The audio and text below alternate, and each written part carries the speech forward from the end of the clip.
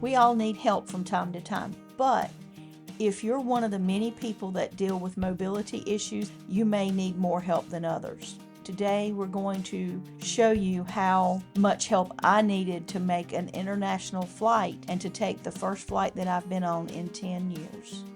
Well, All it's finally here. Where are we going? London! We are going to London. This is a trip that we've been planning for multiple years. It's someplace that we've wanted to go since probably before you got the scooter. And a lot of help was needed. It all starts with the drop-off at the curb. Right. We had packed everything in the car, and you pulled up at the area where it was marked with plenty of good signage, and it was a handicap parking right at the departures area. And so you unloaded the car, and then you went and drove way out to one of the satellite lots and then rode the bus back. And while I was doing that, what were you experiencing while you waited for me? There were airport employees near the area where I was seated with all of the bags and on the scooter who offered to come over, get me a wheelchair if I needed it, and to help get the luggage inside of the airport. I told them that you were on the way back, but I really did appreciate their offer of help. From the moment we arrived, people were offering to help.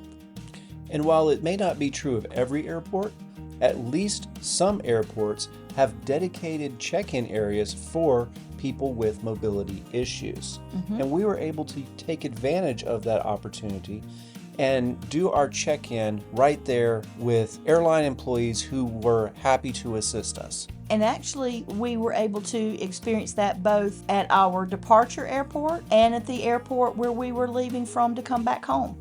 So we actually had a designated check-in for people with mobility concerns. As airports are doing their upgrades and modernizing, they're building in more and more accessibility features for travelers who have special needs or mobility issues. Yeah, one of the things that I did experience was we were flying out at 6:30 at night, and we were at the airport well before we needed to because the airport is under construction. But the aisles or the walkways were very, very tight because it was busy. Those end of the day flights are really, really busy, and ours was no exception. But we got it done. We were able to, have a little bit of time to decompress before we made an overnight flight. And while we didn't need help with a wheelchair because we did have a scooter, the airport did have porters available who would help passengers who did need wheelchairs navigate the crowds and the narrow walkways. Those people who needed wheelchairs were not left on their own. Right, and we even made friends with several of them because we had 3 ladies on our flight that got wheelchair assistance to be able to make this a successful trip for them as well. And not only did the airport have people who were willing to assist us, they also had charging stations that were of a correct height for a wheelchair or a scooter. They had established seating in some areas, but then they would leave open places where somebody could just wheel up to a table. So there were accommodations that were readily available. We saw several kiosks that were marked for help with mobility concerns, and it was just really a good example of the fact that there is help. Like I said, we were early, but once the gate agents started showing up, they came over and they saw that I was on a scooter, and they asked me about the scooter. Did it fold and all of those things. So once we confirmed that my scooter would fold to the size of a piece of carry-on luggage, they confirmed for me that they were going to put my scooter in the pilot's closet. Not every scooter may be able to go in the pilot's closet. Ours is unique in that it is a collapsible scooter. Your scooter may have to be stowed underneath with the rest of the luggage. It just depends on the make and model of your scooter. Yeah. I was very lucky in that respect, but she told me we're going to be able to do that for you. Drove it down the jet bridge, and then there were airline employees there that took the scooter, and we went on to our seats. And about 10 minutes into the boarding, the flight attendant came over and said, "I have put my eyes on your scooter. It is in the pilot's closet." That was another piece of help and another piece of reassurance that, hey, what we told you we were going to do, we have done.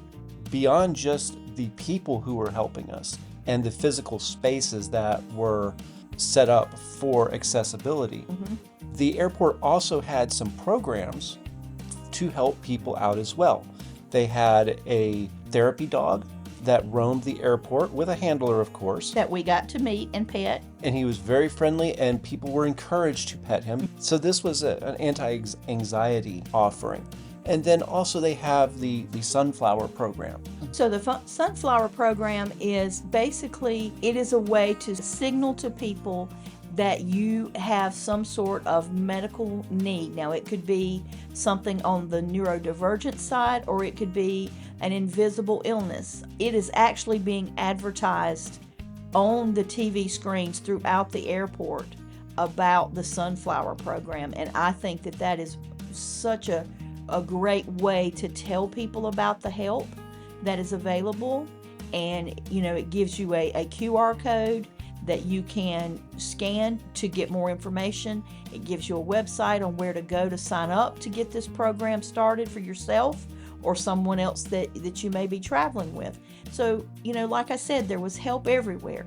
But I think the biggest help outside of the airport was you. I could not have made this trip without you. Because I can't lift anything, you had to do all of the lifting of the suitcases, all of the lifting of the scooter, just to get us to the airport.